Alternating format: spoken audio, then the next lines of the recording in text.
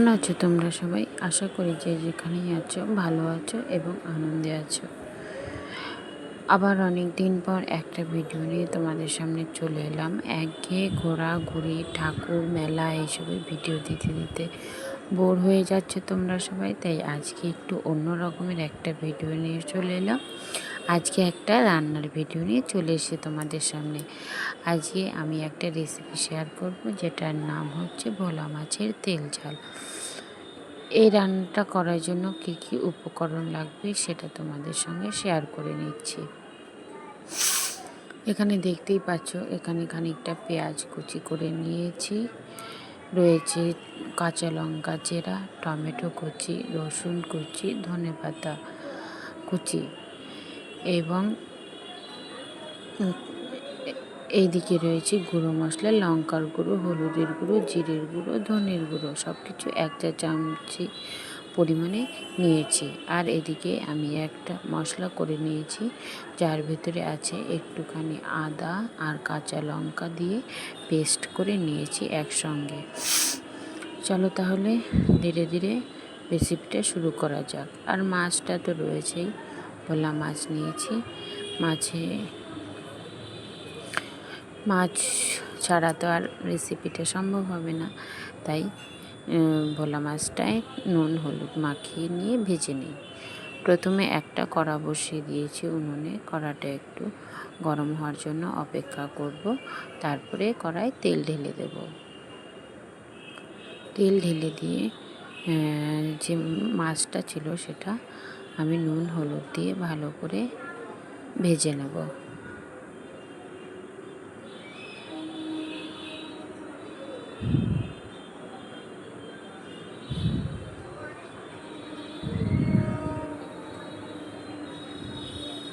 Please সবাই ভিডিওটা শেষ অবধি দেখার অনুরোধ রইল। কেউ স্কিপ করে ভিডিওটা দেখো না, তাহলে এই রেসিপিটা মিস হয়ে যাবে।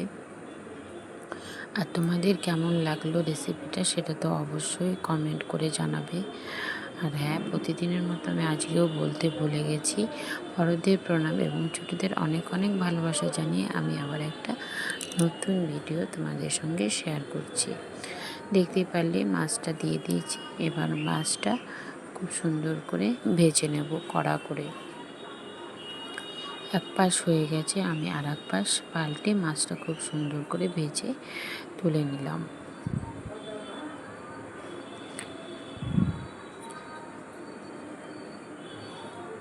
তারপরে ওই মাছের তেলের ভিতর আরেকটু তেল অ্যাড করে দিয়েছি। তেল অ্যাড করে দিয়ে এবার এই তেলের ভিতরে আমি একে একে প্রথমে রসুন কুচিটা দিয়ে একটু ভাজা ভাজা করে নেব।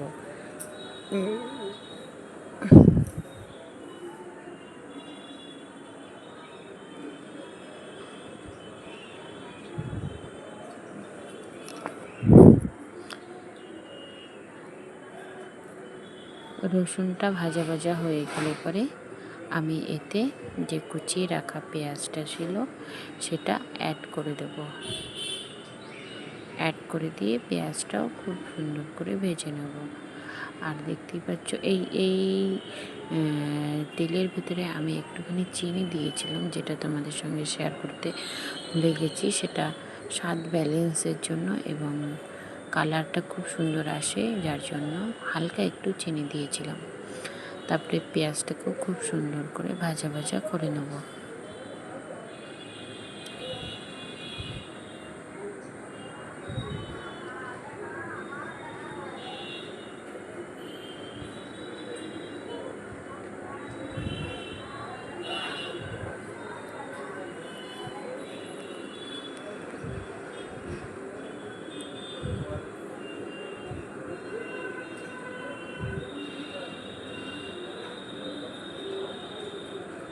পরে দেখছি আমার ওই একটুক্ষণ ছিল, যার জন্য আমি আবার তোমাদের সঙ্গে শেয়ার করে দিলাম। চিনিটাও একটুখানি সামান্য পরিমাণে চিনি আমি ওতে অ্যাড করেছি।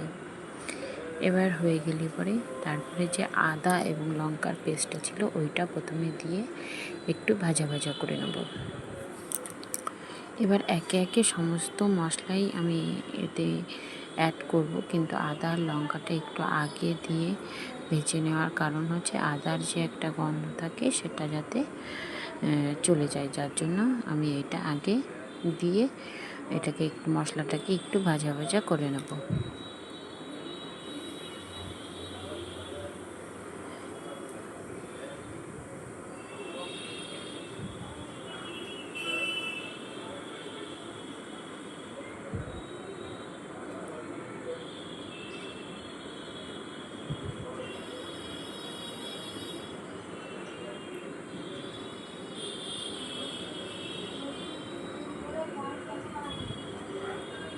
দেখতেই পাচ্ছ আমার মশলাটা ভাজা ভাজা হয়ে গেছে। তখন আমি ওতে যে টমেটো কুচিটা ছিল সেটা অ্যাড করে দিয়েছি।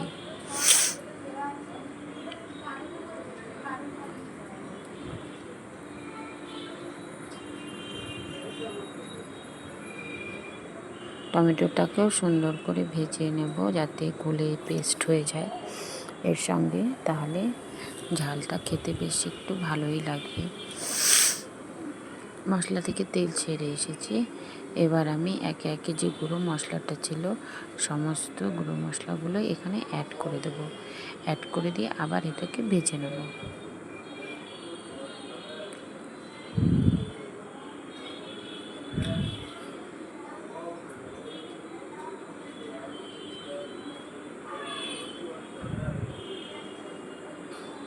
আমার সমস্ত মশলাটাই অ্যাড করা হয়ে গেছে ভাজা। এবার এতে আমি জল দিয়ে দেবো।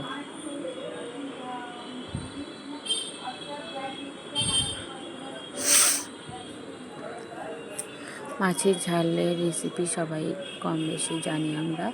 আমি কীভাবে মাছের ঝালটা করি সেটাই তোমাদের সঙ্গে আমি একটু শেয়ার করার চেষ্টা করলাম। প্লিজ তোমাদের ভালো লাগলে লাইক কমেন্ট করে আমার এই ছোট্ট চ্যানেলটা পাশে থেকে যেও যদি কোনো নতুন বন্ধু এসে থাকো। আর পুরনোদের তো কিছু বলারই নেই, তাদের ভালোবাসা এবং অফুরন্ত সাহায্যের আমি এইখানে এসে পৌঁছেছি। দেখতেই পাচ্ছ জলটা দিয়ে কষানোর পরে কি সুন্দর তেলটা বেরিয়ে গেছে মশলা থেকে। এবার আমার পরিমাণ অনুযায়ী যতটুকুন জল আমার লাগবে ঠিক ততটাই আমি এই মশলাতে অ্যাড করে দেব।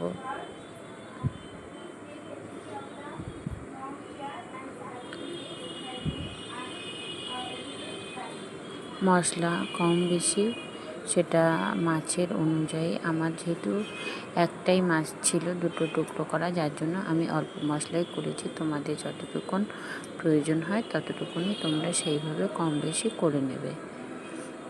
আমার ঠিক যতটুকুন পরিমাণে লাগবে আমি ততটুকুন জল এতে অ্যাড করে দিলাম। দেখতেই পাচ্ছ। এবার খানিকটা টাইম এটাকে ঢাকা দিয়ে রেখে দেবো।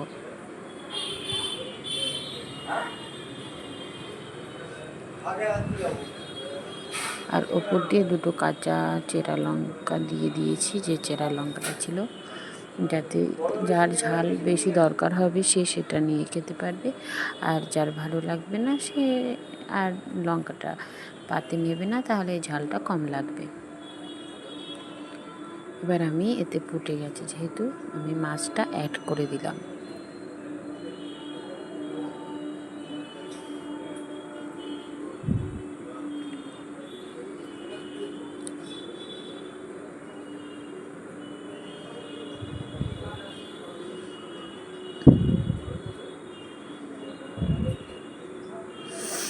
ভোলা মাছ কার কার খেতে ভালো লাগে সেটা কমেন্ট করে জানাবে। আমার তো খুবই ভালো লাগে ভোলা মাছ খেতে।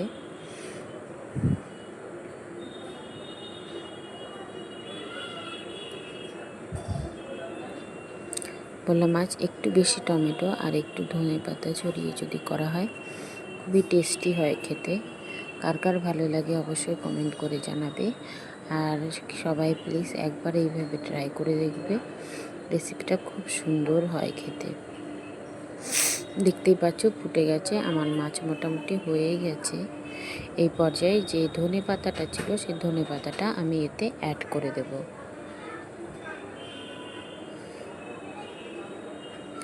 ধনেপাতাটা অ্যাড করে একটুখানি ফুটতে দেবো, তাহলে কী হবে, পাতার যে গন্ধটা আছে সম্পূর্ণটাই আমার এই রেসিপির মাছের ভেতরে চলে যাবে, খেতে বেশ সুস্বাদু লাগবে।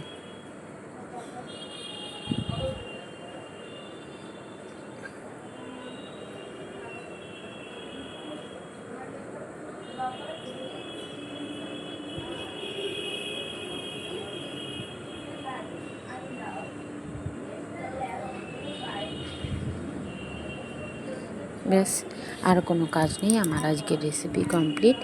আর আমি লাস্টে একটুখানি কাঁচা তেল অ্যাড করে দেবো, এটা নামানোর ঠিক আগে। এটা দিয়ে আর আমি ফোটাবো না, এটা দিয়েই গ্যাসটা বন্ধ করে দেবো। আমার আজকের রেসিপি রেডি হয়ে গেছে। কেমন লাগলো তোমাদের অবশ্যই অবশ্যই কমেন্ট করে জানাবে।